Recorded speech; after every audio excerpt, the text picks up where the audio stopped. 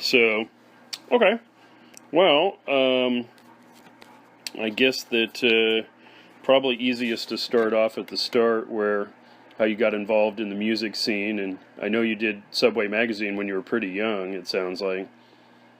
Yeah, I started Subway about 12 years old. I used to read a magazine, Denim and Leather, and I think it was Metal Forces out of England. What was the good one out of England? But I read those, and I had been writing for some, and I decided I'll just do my own. And I did it mostly because I got tons of free promos, and I loved them. So Nice, yeah. that's where I got my start. And then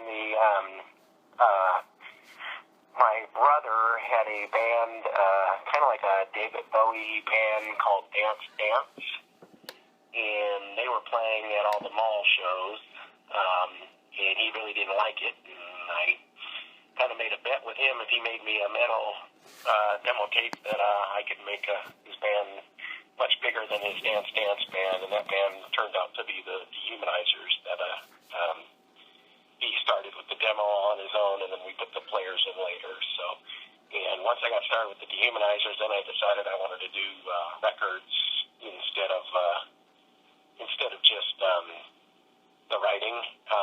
I'd also actually, prior to that, I did Metal Meltdown 1 with Dan LaCroix from a band called DC LaCroix. Oh, so you guys put that out together? Yes, the first one was put out between Dan and his wife Sylvia, and then me. We put out the first one, and then after that, he went to LA with his band, and I kept going with the Metal Meltdown series. Nice. So you did some cassettes demos that sounds like you made some copies up of the first couple Dehumanizers releases. They had two demos, Save the World and Post Nude Boys, of which those were, the first two demos, and I put them in, is it Metal Forces that was the magazine over in England? Metal Forces was Germany, I think. England was Kerrang, was probably what you're thinking of. Okay. No, it wasn't Kerrang. It was the Metal Forces one. I put some ads in there for the Dehumanizers. The response we got was amazing. So, yeah, that's kind of, we started with those two demos, and I already had Metal Meltdown 1, I think already out. Actually, in addition to that, I managed a band called Enemy, which I had gotten over to Dutch East India, and I also managed a band called Nox Plank, which I got a couple things out by them, too. And I managed Kill the Core, which was on the B side of the thing I got out with Nox Plank. So, and then you're right about Metal Forces. It is England. I'm thinking of another magazine. I had a couple copies here. It was Metal Forces. We put that in there, which kind of got everything rolling. But we got sales from all over the world, and that's kind of what excited my brother Ed to really move forward with to take it a little more serious, and he actually quit the other band, and he's done that for now. The Dehumanizers has been around since '82, and they're still going. And you started booking shows, it sounds like, about the time that you were starting to do compilations and things. You were booking shows at Guerrilla Gardens? Yeah, when I was 13, I got hired at Guerrilla Gardens. I did more than book shows there. I did the bookkeeping. Took the money through the door. I also cleaned. I had to clean the place, too. It wasn't easy. It was pretty filthy, but yeah, I worked there 7 days a week, pretty much. Oh, my God. Wow. I did my school homework and everything while I was there. Wow, that's pretty amazing. Yeah, I booked some amazing bands, and I also saw some amazing bands in a very small setting. So I know I showed you the flyer of one of the shows that you did. I was curious to see if you remembered some of the other shows that you booked or some of the other bands. I do. I remember almost all of them. I booked, I had to literally book close to 300 shows because we had shows during the week as well as weekdays. Are you looking more for the metal shows or the punk shows? Oh, no, I was just curious. I mean, I actually started working on the list of trying to compile all the concerts, which I've got quite a lot filled in, but, just curious to see which ones you were involved in, sort of thing. So. Well, one of my favorite was I brought up Trauma, which was on Shrapnel Records, Burton's old band. I brought them up. I did GBH. I did Soundgarden many, many times. I did Malfunction and Kevin Wood solo. Not Kevin Wood, Andrew Wood solo many, many times. Kill the Core, Max Planck, Dehumanizers, Accused, Mace, Shock Treatment. I was Strychnine. I was doing all these bands, pretty much at least once a month there. God, I did Detox. A lot of California metal and bands. I mean, literally bands from all over the world. Like I said, GBH from England. I'd have to really rack my brain. I literally was involved, did so many shows there. After the Guerrilla Gardens closed, I kept doing shows until the police just made it too difficult for us to do shows. But after that, I wound up doing Black Flag at a place called the Spree and Hall. I did the Mentors. I'm trying to think. I saw Guns N' Roses at the Guerrilla Gardens, but I didn't do that show.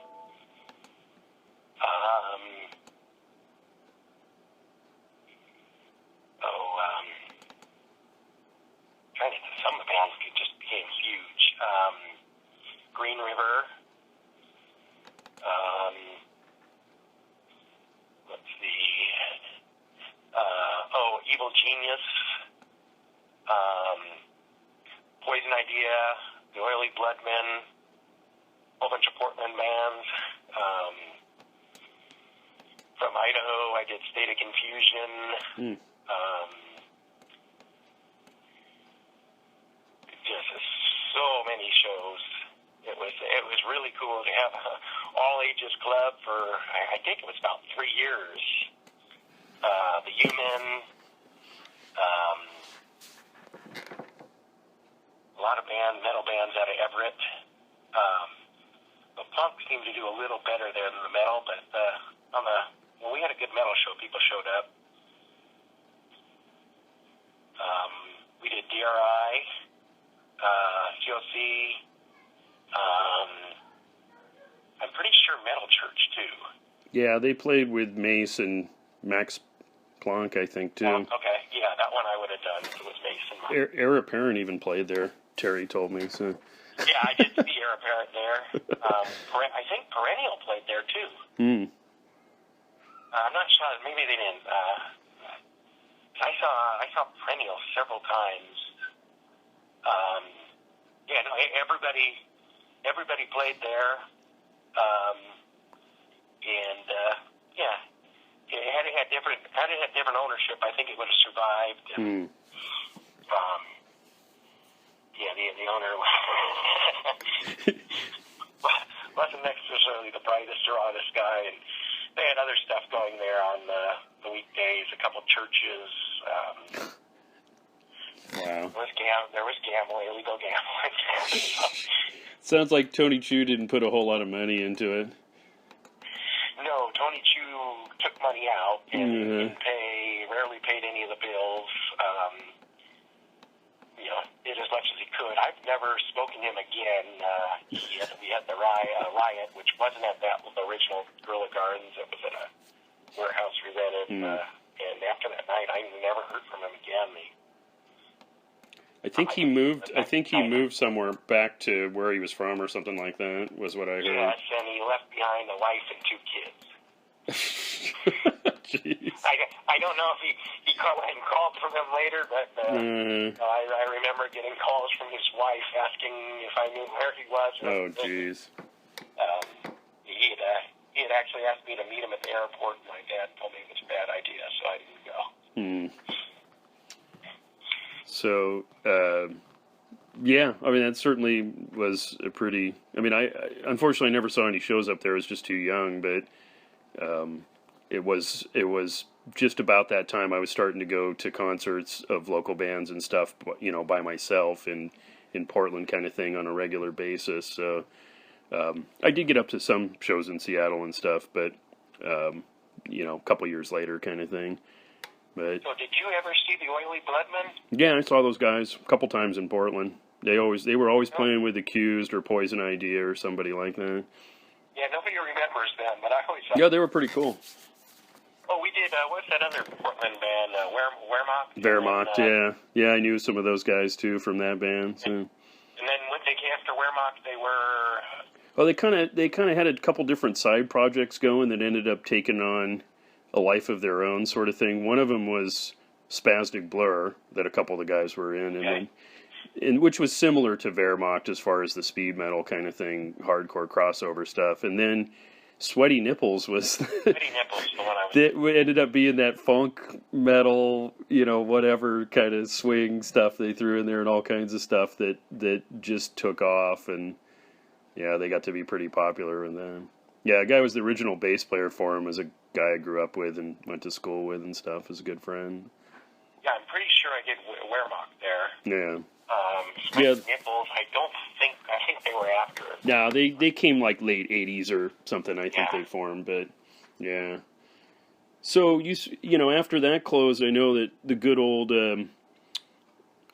teen dance ordinance was put into effect that kind of caused a lot of trouble with booking shows because you had to pay a really high insurance to have kids in there or else you just didn't have them. So where did you go start booking stuff following Guerrilla Gardens? I rented a hall called the Serbian Hall.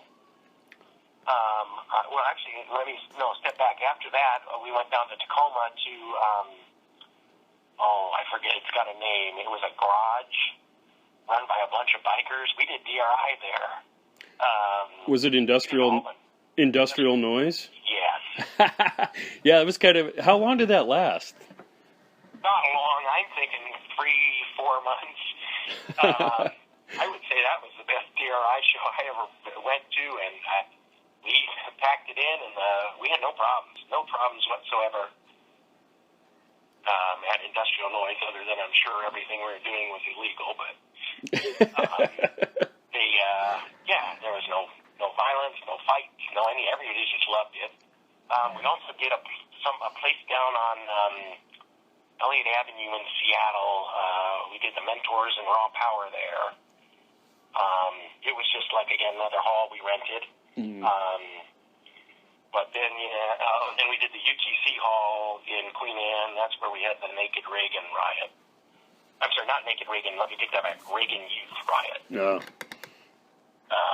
Once again, that's just the police marching in, and they don't ask any questions, or they just come in and shut you. At my Black Flag show at the Serbian Hall, they came in and just shut that down for no reason. So, jeez.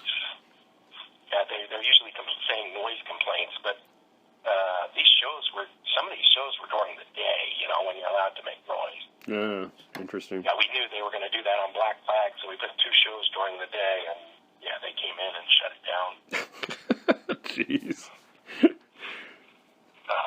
It's really tragic when it happens because everybody gets mad, and they don't say anything. They just whip out the batons and start hustling people out the door. And I've seen it 4 times. I've seen it in San Francisco, and I've seen it up here 3 times where, so when people hear about these riots and all, they need to understand there's 2 sides to the story, and, when you paid money to go to a show, nothing's going wrong, and the police or the fire come in, and they just rip the sound cables, hit the lights, they don't let anybody talk to them, and it's, and then when they get out, people are asking questions, and, they make the mistake of arresting a few, and the others come to their defense, so, I would have to say all 4 riots that I've seen have been 3 of my lives, unfortunately, was part of the booking, but which is never good. But 4 of them could have been prevented with a little care from the police. Just a few questions, let someone get up on stage, explain what's going on, and, you know. And then I also was at the WTO riots in Seattle, and I have to say, once again, the police were out of control. And when they shot the 2 skateboarders up in Olympia, I went up to those riots, and yeah, I mean, it's usually the instigator. It seems to always be the police. Yeah, that's pretty. As we're seeing on TV now. Strangely, we got lucky, even though Portland was always a little bit smaller and a little bit sort of behind the times in some ways. We got really lucky with the all ages stuff because they had a couple really good clubs that lasted for a long time with Pine Street and Starry Night down there that rarely had incidents. I mean, there was a lot of punk shows there as well as metal. A lot of times the stuff was fused together as, mid 80s or so on. A lot of the shows were pretty mixed and, much like they were up there. And yeah, I mean, all kinds of stage diving and pits and stuff, and no riots, no cops shutting things down, at least at any of the stuff I was at, or, friends or whatever. So I think there was just more controlled, maybe. Seattle in a more conservative day. Yeah. I don't think that would happen in Seattle today, because today, Seattle's as liberal as you get. Yeah, they've changed a lot of that. Yeah, we had the commentators like Lou Guzzo on the news. Well, Lou Guzzo, I don't know if you've heard the song. Oh, yeah, no, I know it. Yeah, I mean, his speech was, along the lines of an Adolf Hitler speech, and, he basically substituted Jews for punk rockers, and he's calling for the end of it, and it's like, but he's more, in Portland, I went to the Starry Night, and I used to go to the Satyricon. Yeah, Satyricon. Yeah. That was a great club, too. It was a 21 and over, but I had fake ID, so I went there for a few years. But I did see Nirvana opening up for the Dharma Bums, actually. I didn't have any clue who they were. I went with a couple buddies to see the Dharma Bums, and we saw Dead Moon there a couple times in Napalm Beach, and there was always a lot of cool stuff going on there, too. So. Yeah, I think the Dharma Bums also played the Guerrilla Gardens, and I think Cryptic Slaughter played there as well. Yeah, I believe so. I'm pretty sure Cryptic Slaughter played. Yeah, they were always in Portland a lot, too. A lot of people think they're a Portland band, but they were actually a California band. But I think one of the guys eventually moved up to Portland or something and was in some band with a couple of the Vermont guys or something like that. So I was down in Cancun, Mexico. I think it was 2008, and Cryptic Slaughter was there playing. It blew my mind. I went to see him. It was great. I think it was 2008. I didn't even know they were still together at that point. I think they broke up and then got back together a few years ago, kind of thing, like a lot of bands did when there was interest again, kind of thing. So, right. Yeah, it's been a lot of the way it is. If there's people wanting you to come play and you can get the band back together, then a lot of people are doing it. So.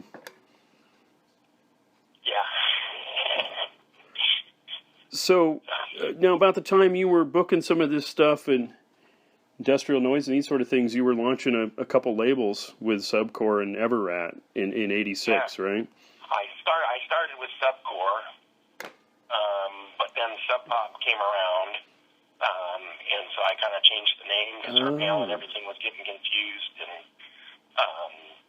so then I changed over to Everrat. It wasn't just Subcore, it wasn't just Sub Pop, it was also Subcore had a distribution deal with Relativity. Combat Relativity, yeah. Yeah, and Relativity was going through some financial problems at that time. So Enigma picked us up, and we went with Everrat, which initially started out as kind of a metal label. That's what I was going to ask you. Yeah, it was named after Everett, because all the great metal bands at the time came from Everett. And so that's where most of my music was coming out of. So, yeah, that's kind of how Everrat got started. Yeah, I kind of thought that might be the case. I didn't know what the whole story was. I figured maybe you just folded Subcore into Everrat as you started doing more of the crossover, kind of blending the lines? Because it seemed like Subcore was more the punk one and Everrat was more the metal label It's initially. unfortunate. Subcore only put out 3 or 4 releases, but they all sold a ton, and I didn't get paid on them. Otherwise, Subcore probably would have. It was, like I said, it was a bad time with Relativity, and shortly thereafter I lost with Green World and then Enigma, and it just goes on and on and on. Yeah, you mentioned you had your griefs with distributors, certainly, so... I wouldn't say it's griefs, it's the bankruptcy laws. Yeah. And they have a tendency, right before they go bankrupt, they all have a tendency to order massive product. And then, there's 2 types of royalties. There's mechanical royalties and there's artist royalties. Well, artist royalties are usually based on the profits. But mechanical royalties, you've got to pay whether you profit or not. And, when Enigma went down, I owed a lot of money in mechanicals. And I had to, go out and raise, and they owed me a fortune at the time they went down. You put out a lot of releases before you finally folded the label. I mean, it looked like over 30 from when I was trying to figure out what... Yeah, at least 30 on Everrat, I think.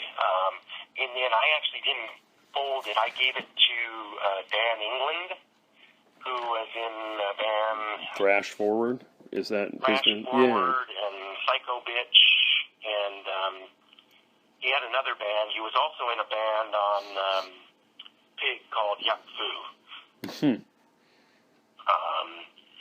He has another band that wasn't on Pig that got pretty good, or it got pretty big, I should say. And now, oddly, he's a pretty smart guy. He's been able to get everything reissued. Yeah, I saw that he was still, hanging around. He's got on that Northwest Metal group thing we started, and he was still doing some stuff with Thrash Forward and a couple of the other bands and stuff. And yeah, sounds like he's issuing some of them. He had to leave Yuck Fu for health reasons. But as far as independent metal, that type of metal, he's very well versed and knows his sources. And, he's gotten most of that stuff released over in South America now. Oh, weird, interesting. But when I found someone I liked to work with, I just kept working with them.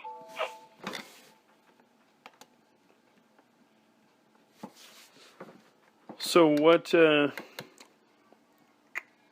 what were some of the bands that you liked working with the most that you put out releases from? I really liked working with the Dehumanizers. I really like working with Potbelly. I really like working with Blaine Cook from The Accused. I've done some stuff with Toe Tag. Trying to think of, it was fun doing 3 records with Coven. Let me think.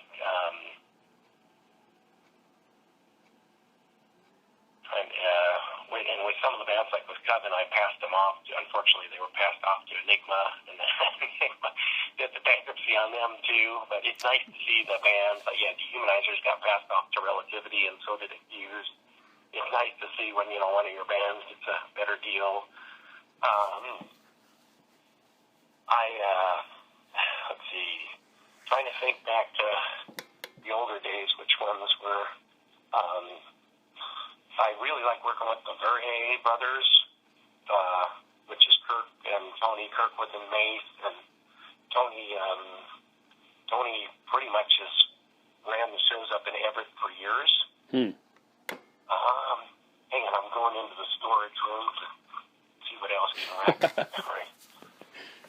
So, Enigma and Relativity, did they take over pressing a lot of the records too then? Yes, I had pressing and distribution deals with them. I see. That's the problem. I wound up paying it in mechanicals on the ones they, pressed, and that I didn't get paid for. So they pressed them up. And I enjoyed working with El Duce. I bet those guys were fun. Quite nice of a guy and very funny. So you did his solo album with the Coven guys on it, and you did the Mentors album too, didn't you? Yeah, the Mentors one, that was a bit bad because should have been a very good record. I gave them an advance back then of $5,500 to record it. Well, you don't give bands advances, and especially the Mentors. Instead you should be paying their bills, pay the bills with advances. So they were supposed to take that and record with who's the great Metal Blade producer. And instead, they blew it. Pretty much in one Matoyer, night. was it Bill Matoyer? Yes. Yeah. Yeah. So you just recorded it in the basement or something? No, so instead we had to go with some live stuff and some old that's some old right. demos and stuff. It was, and then, the Mentors were tough to work with because the other guys in the bands were always out to screw Al and vice versa, and they kept kicking each other out. Oh, jeez. Finally, Al just called me one day and said, "I want to go solo." I'm okay.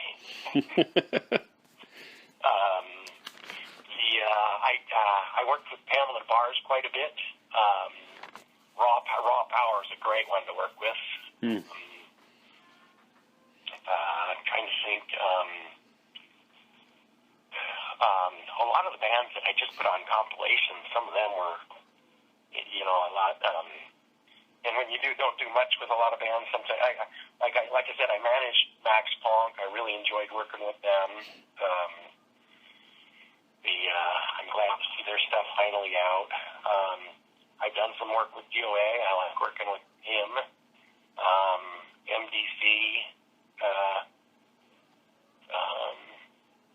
And some of these big bands, like I asked DI for a song, and they gave me a song.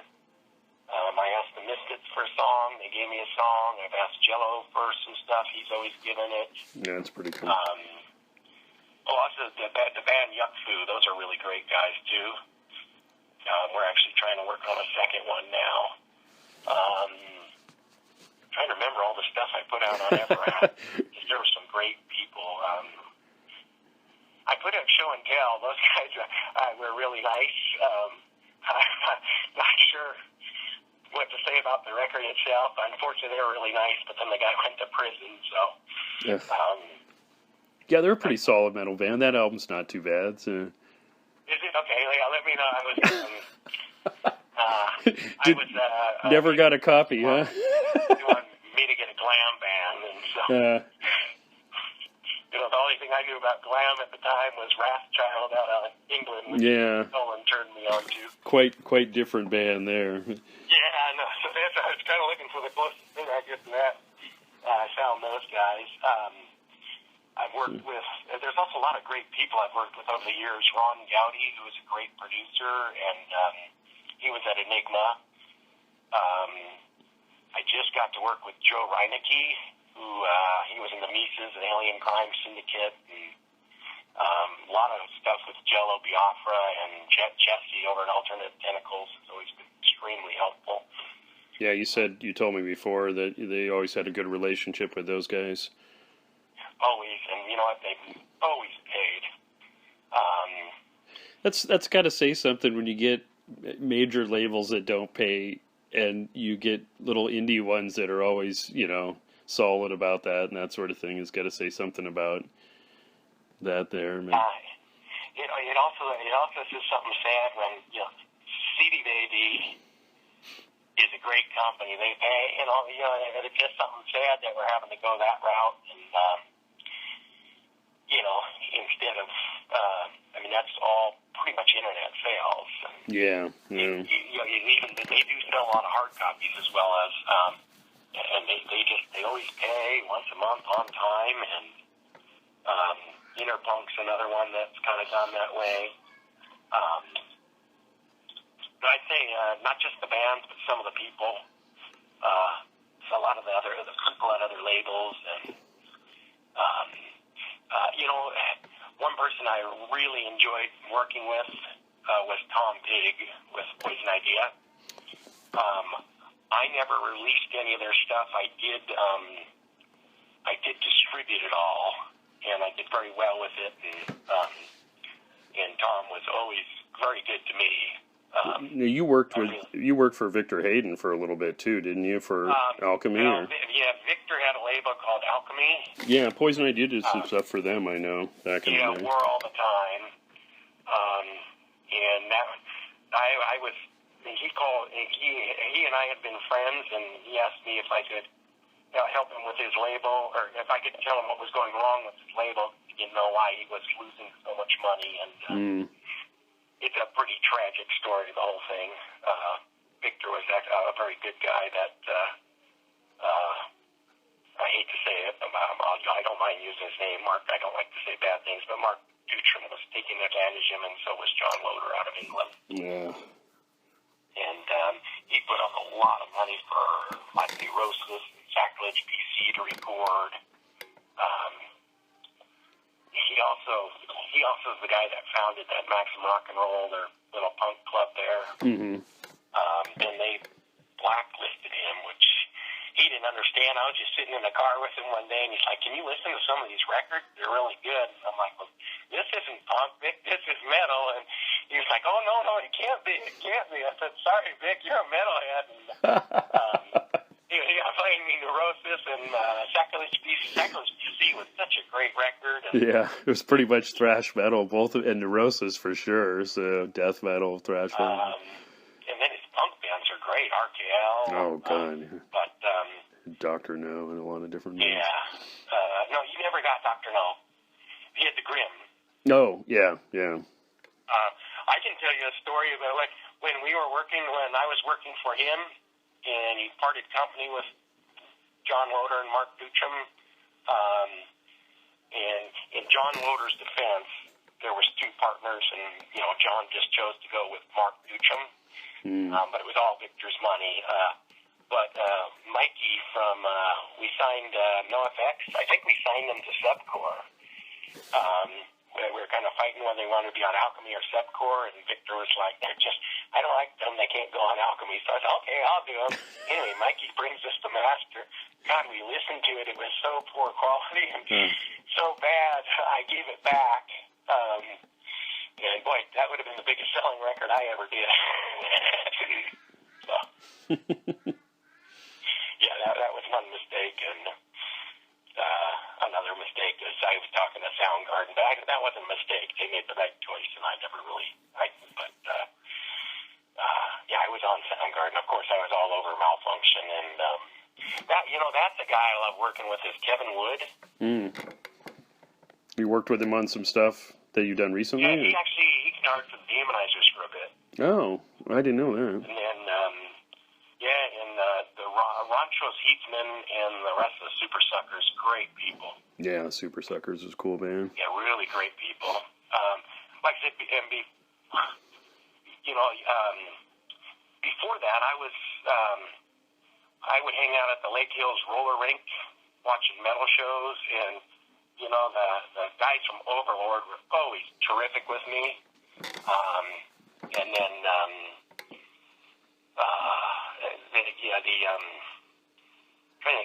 Overlord and Green River were two bands I used to go see a lot as a kid, and Mark Arm was great with me. Glenn and James Tolan and Steve Van Loo and Doug were Doug and some of those guys.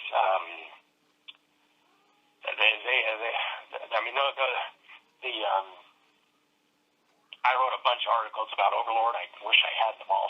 I didn't just write them for the Subway. I wrote for other papers about Overlord.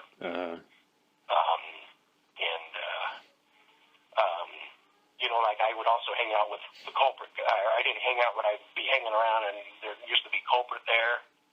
And it was just, this I don't want in an interview, but it was a different, you could sit down and talk and hang out with the guys from Overlord. You really couldn't do that with the guys from Culprit.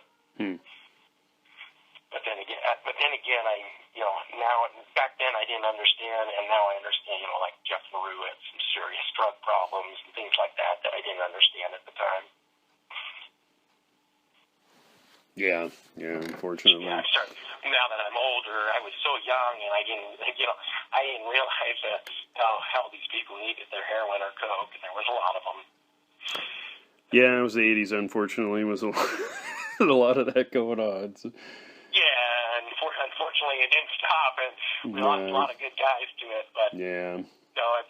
Like at the time, I had no idea that, Jeff was a junkie when, I was trying to talk to him and hang out with him, and he was actually hired to sing for the Dehumanizers, but he unfortunately rarely made it. That was shortly after the Culprit days. So. Interesting. But yeah, Culprit was such a great band, I thought. I just really enjoyed watching Culprit, Overlord, and Shadow.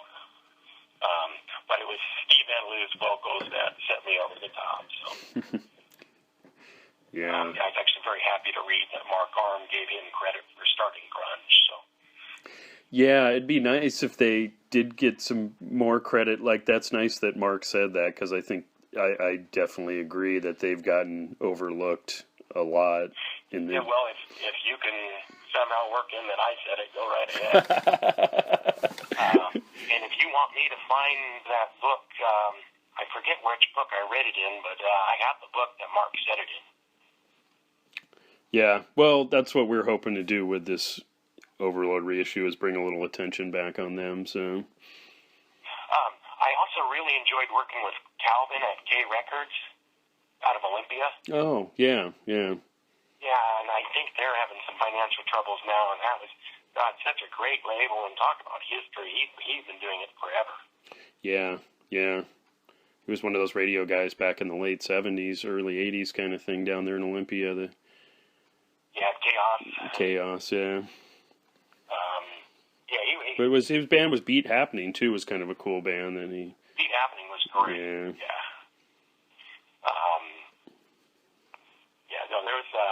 There was a lot happening in Seattle in the punk scene, and then it went to grunge and really took off. But we've never quite gone back to the 80s punk scene.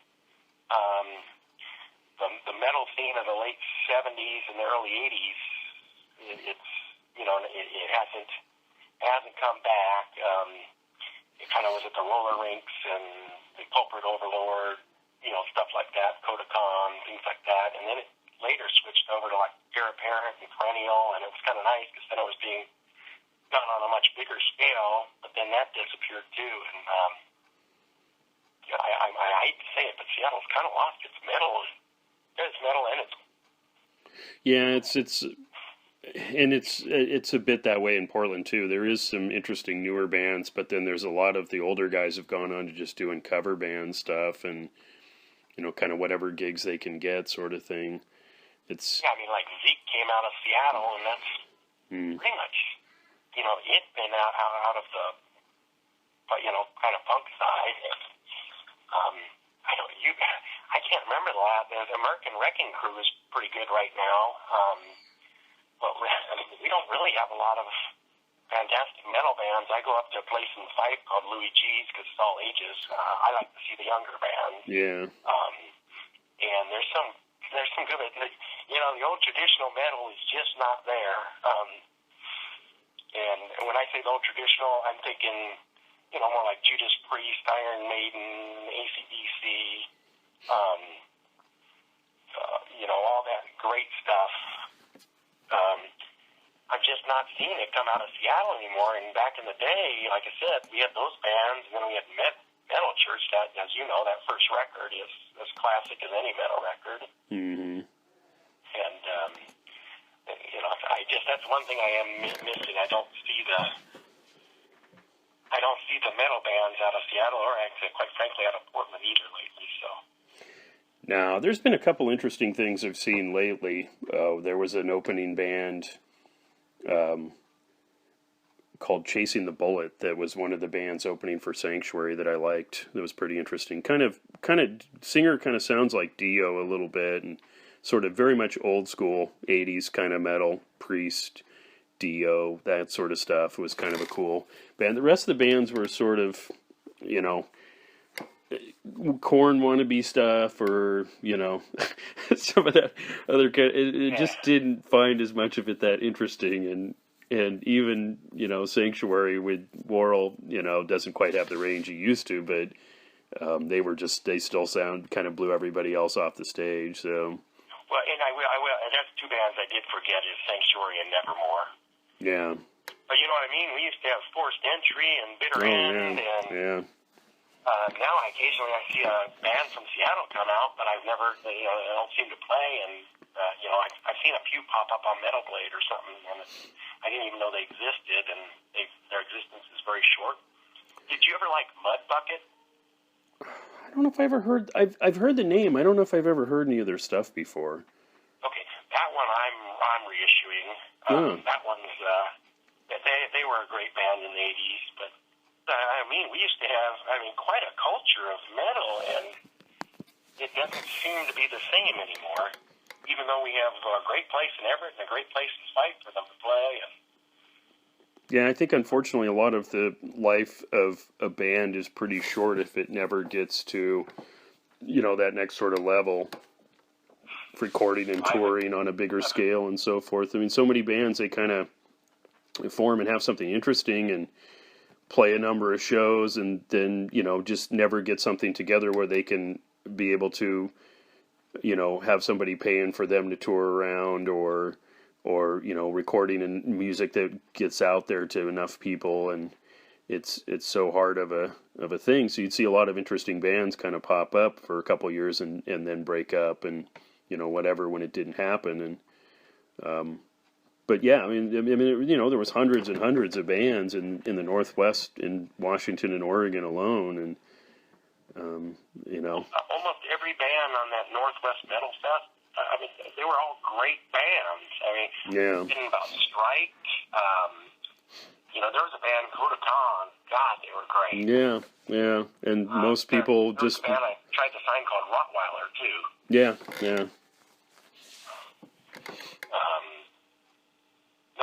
And the 80s metal, the early 80s and late 70s for metal.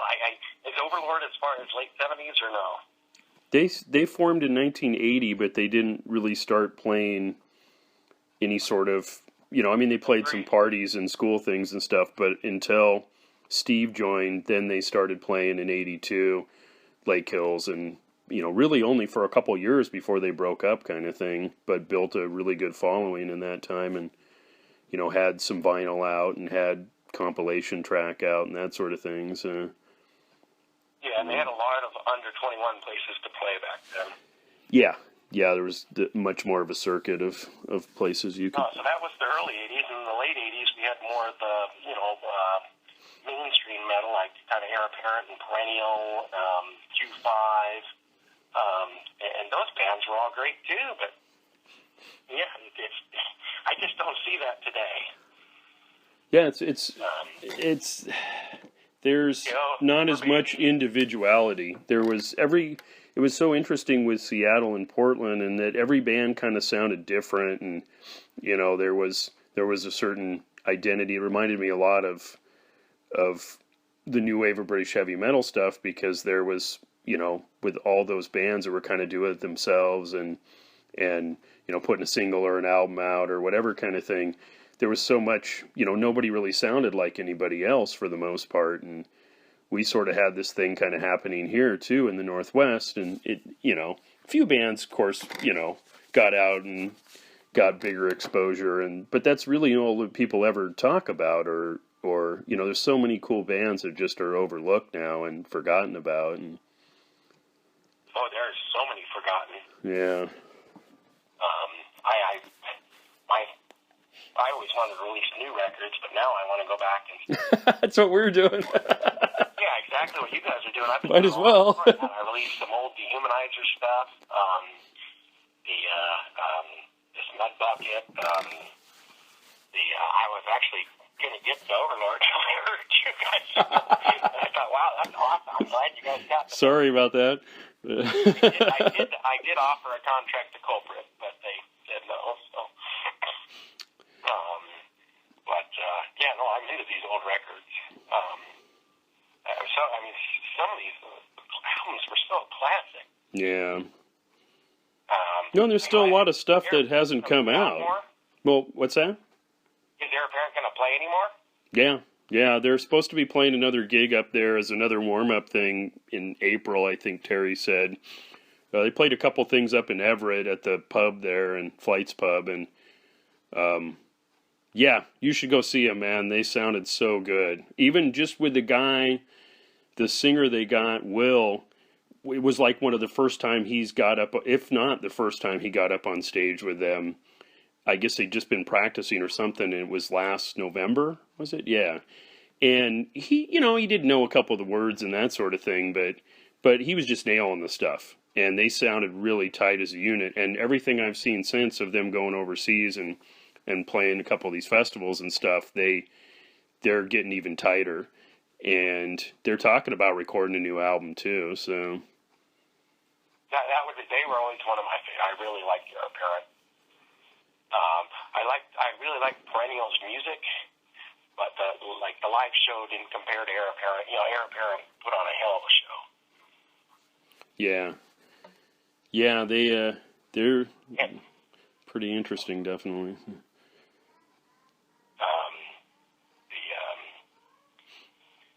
It's all fun. When you ask me about people I worked with, I did a lot of work with Gigi Allen. Yeah, I knew you put out like a cassette or something at one point with him. So. I put out a cassette, and it's been released on CD and a whole bunch. I actually had Gigi Allen signed, but then Roar Cassettes. I don't know if you remember that label. Was that the one that put? IR. That was the one that put out his other stuff. They wanted him for 3 records. So we agreed that they could do their 3 first, and then Gigi would come back to me because I had him on a 3-album option. But then he kept, getting arrested, and he got out of prison, and then he died. So I only got the 1 album out of him, but I still have him under contract for 2 more. And I actually sent his royalties to his brother Merle, who's also a very nice guy. But Gigi was I can't imagine what people think of him, but he was a pretty intelligent man. All he wanted to do was be famous. He didn't care how, and I would have to say he accomplished his goal. He's definitely still a cult figure. I know there's a lot of younger people I've met that revere a lot of his, revere his stuff and like, what he stood for and that sort of thing. But this is off the record. I don't really like the music. So. He wasn't very good. I agree. I actually, off the record, I can't stand it. It's I did enjoy a lot of the things he stood for, but yeah. I don't know that I would have liked the live show, but I did. I got him on the Geraldo show, and he was great. And I got him. He was on Morton Downey, and how many people had the pleasure of smacking Morton Downey, but he did. Was that the same? Was he on the same show that El Duce was on with him? Were they on together or something? Yeah, on Geraldo. Yeah. Yeah, on Geraldo. I saw that. I had 3 guys on there. El Duce.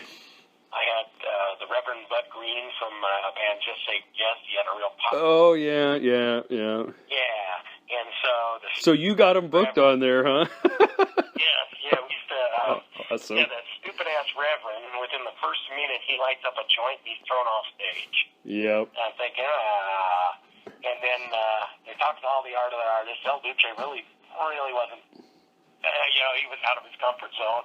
But Gigi was totally in his comfort zone, and they had this thing of the Piss Christ. It was a painted Christ engulfed in urine. And I actually thought it was a pretty cool painting, and I thought that's an interesting idea. It's original. It's fully encased, and then they're all talking. Oh, they had the girl, the lesbians in the U.S. flag. Yeah. Museum in New York. That was a big deal. And all they are going back and forth, and all the artists are sticking up for the other artists and telling Geraldo it is art. And then Geraldo gets to Gigi, and he's like, what do you think of all these other artists? And Gigi, this is all complete shit. I don't know how you even put this on. Yeah, I did. Totally put them all down. Totally unexpected after the 6 of them have been talking and protecting him, too. Oh, it's funny. Yeah, Gigi stole the show that day. He stole the show. He was great. El Duce, I didn't really have much chance to speak, and then the Reverend had to light up a joint within the first freaking minute and get thrown off. And then he went on. He went on to do Morton Downey, and he punched him and broke his nose on air. Morton blew that cigar smoke into Gigi's face, and Gigi didn't like it. So I think Gigi had it all pre-planned. That's what probably. Gigi stuff was pre-planned. He was pretty genius, you know. Yeah. And he wasn't a heroin addict because he was an addict. He was a heroin addict to reduce the pain. So, Gigi's not like most people think. He had a well-scripted, totally choreographed. He did everything he did what he did well. Yeah. So going back a little bit, Dave, I was curious. So you kind of had an interesting mix of bands, even throwing a little rap and hip hop stuff in there too. How did you come to pick stuff for your labels? Did you just kind of, certain bands you liked and you want to put something out? It doesn't sound like you're really tied to any sort of, you like punk and metal and So yeah, with the rap stuff, the hip hop, I just had Enigma came to me and said they wanted me to do a rap label. I had no idea how to do that, so I called Glenn Boyd and hired him to find the bands and stuff, and we did four records, and then Enigma went bankrupt, and I just, it just wasn't me. So I kind of wondered because it didn't seem like it fit with a lot of the other stuff that you were putting out. So Glenn was kind of, he was always the hip hop guy for the Rocket and stuff too. I know. So. Yeah, and we actually did 6 records. We did 3 with one artist called Chili, who I liked working with the guys, so we just kept doing it. But yeah, no, it wasn't me. I don't like. I should be careful how I word this. I prefer real instruments, so and that's kind of where I the first 2 Def Leppard records were on Through the Night and High and Dry. They had an EP before that, but those 2 are 2 of the greatest records ever. And then after Pyromania, it didn't work for me anymore. Yeah. And part of that was because we started using synthesizers, and I know the guy has one arm, and you have to do the electronic drums, but they did kick out the songwriter for the same reason, being an alcoholic, So, but yeah, so. That was the best example. I absolutely loved those first 2 records. Yeah, Pete Willis. Once he was gone, once Pete was gone, yep. The whole thing was interesting.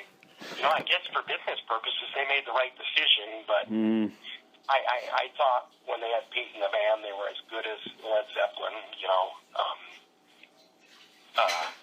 So that's one thing. The bands have to have.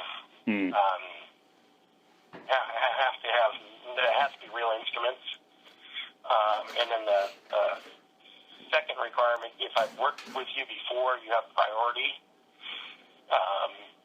And then I don't necessarily try to. I try to get bands from different areas if I can. I've not been doing the best job of it, but. No, if you have some part of my problem is I have to have 800 orders just to break even on, that's if I'm not paying for recording. When I'm paying for recording, it's a lot more. So some of it is not necessarily what you like, but what's going to sell. And people, and when I say sell too, I'm talking 2,000 copies. I'm not talking, there's no money in it. But I have to sell enough to break even and stuff. And sometimes you bring in bands, because they're past. Like, I really like putting out MDC and Raw Power and some of the band, Blaine Cook and some of the stuff from the past that's back together now, or never broke up. And then when it comes to the metal, we do a couple different types of metal.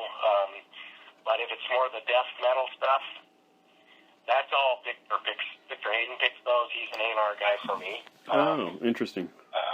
If it's, which I haven't done in a while, which Mudbuck, it's more along that line. If it's more along, like Judas Priest, Iron Maiden or stuff, that's the metal I like. I like old, 80s Gazaris, out of LA, that type of metal, early Motley Crue. So those ones I picked a lot myself. Like I picked Mace. I really enjoyed Mace. I picked Lethal Dose.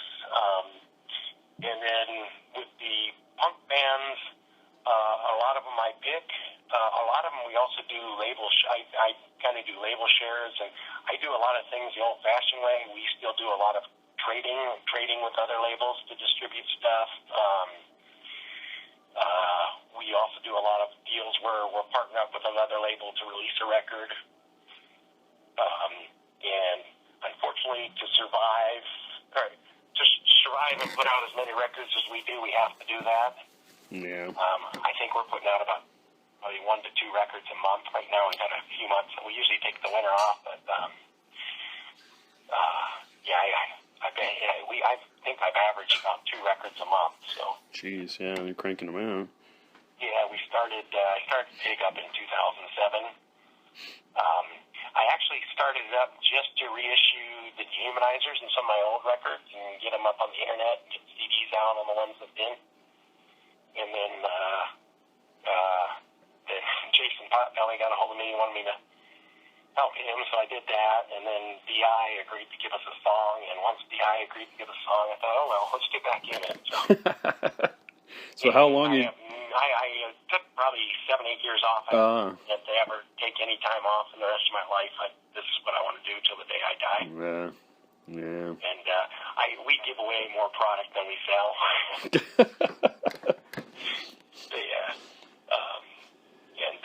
I've never tried to make my living off of it. I obviously have to subsidize the label. So.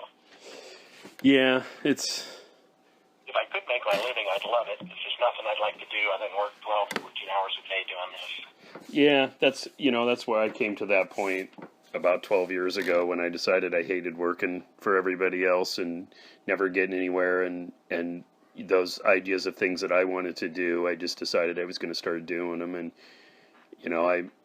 I'm not making as much money as I was, I'll tell you that, but I'm a lot happier definitely doing what I love. So it's happiness is everything. I think so. Back to your question about picking the bands, I don't always pick the bands. I have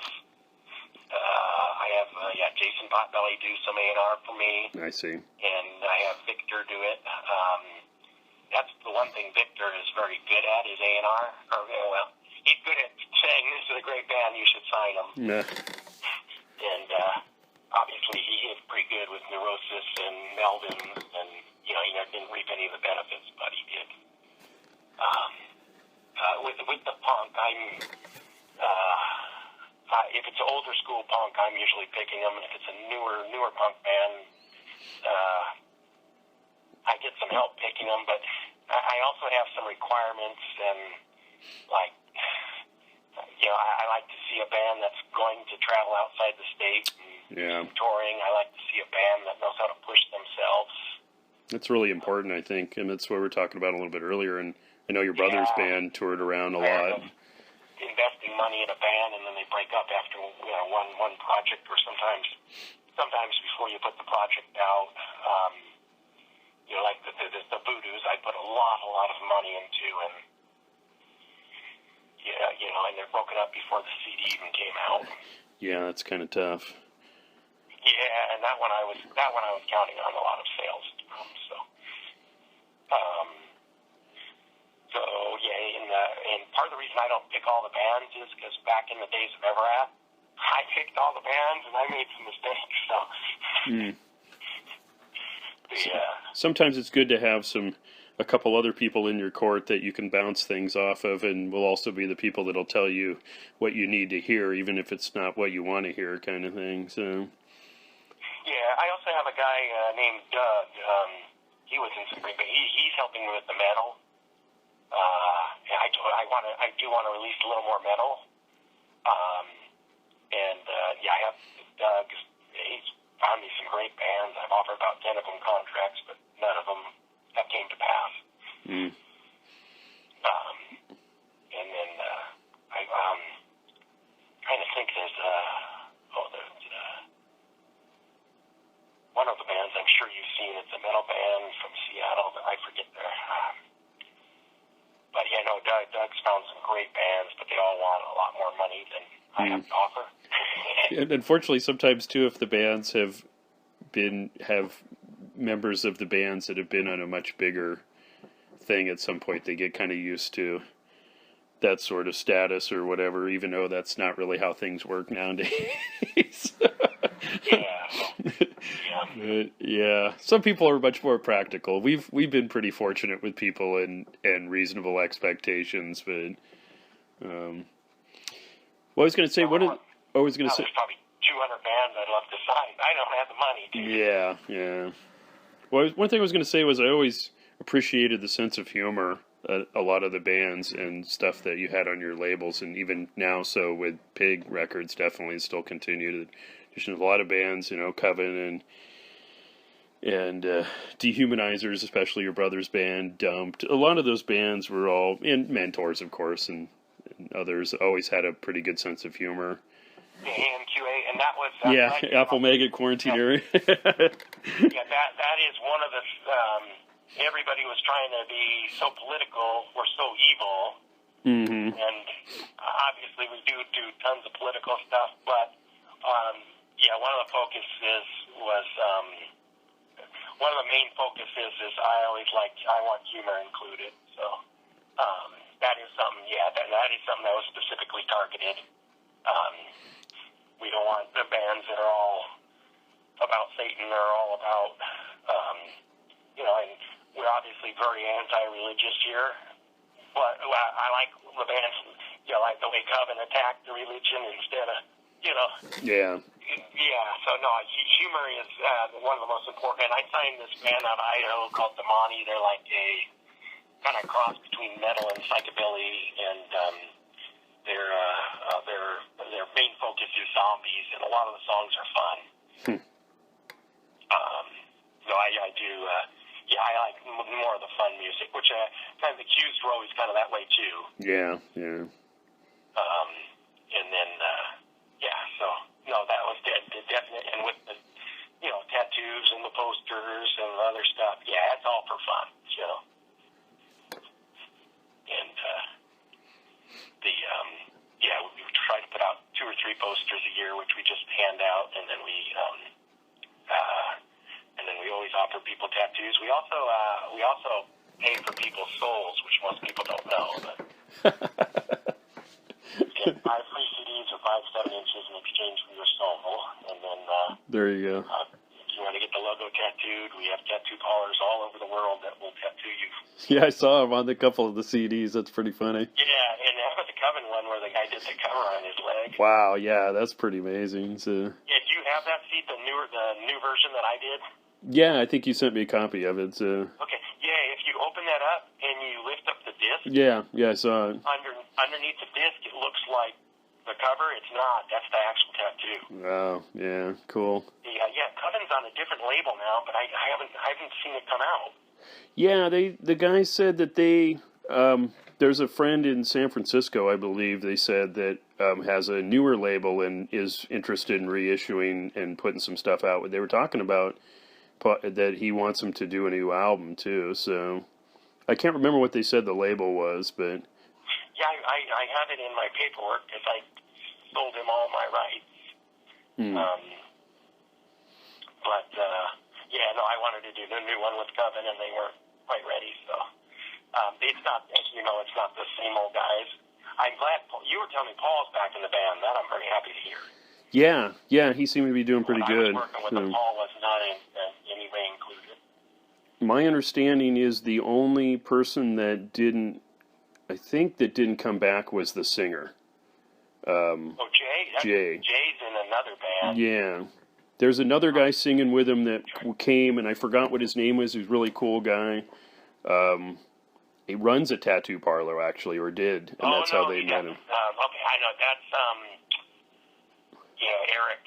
Eric, yeah. Eric Maple Valley Tattoo. Unfortunately, those two guys got in a big brawl, and Eric's no longer involved. But yeah, that's Eric. Eric was in For the Love of Suffering, if you remember them. I don't know if I heard of those guys. He was in a couple metal bands back in the 80s. Yeah, Eric's a good guy. Yeah, he doesn't have that tattoo parlor anymore. Yeah, I think he's just doing stuff with them now. But yeah, they mentioned that's where they met him, was at that, when he had the tattoo parlor. So he's a great bass player too. Yeah, so he replaced what's his name on bass? The older guy. I can picture him, but I can't remember his name. And then Jay Clark's in a great band. I tried to sign them. They're like Guns N' Roses. Interesting. But they're waiting for a big contract. Actually, I know Louis G tried to sign them too. Yeah, they're doing a lot of that stuff there. Leslie Sanders and a lot of those guys are playing down there a lot of the time. Yeah, no, lately, that's the main part. That's why I don't have so much metal anymore, is the metal bands are getting harder to sign. They're all, the last few I tried to sign wanted like $25,000 for recording, and I'm like, sorry. I had it maybe, but I don't, so I can't. Even if I did, I probably couldn't spare it, because, with $25,000, I can get at least 10 records out. Yeah.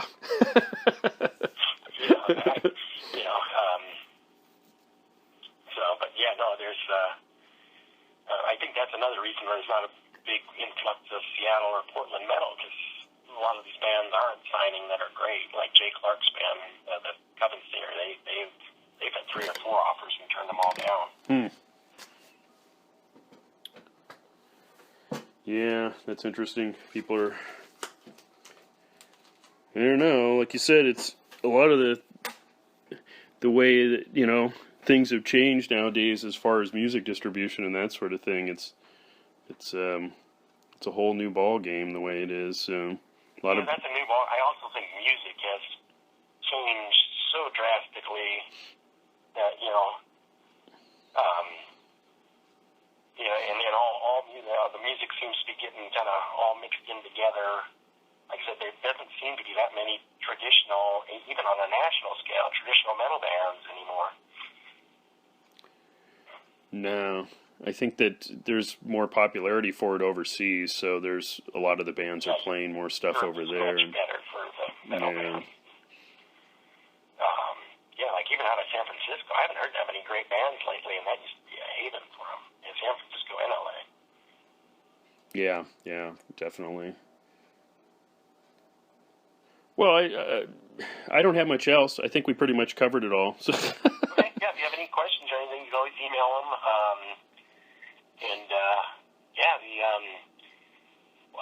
What are you doing with all the interviews you've taken? Well, transcribing them. I'm going to actually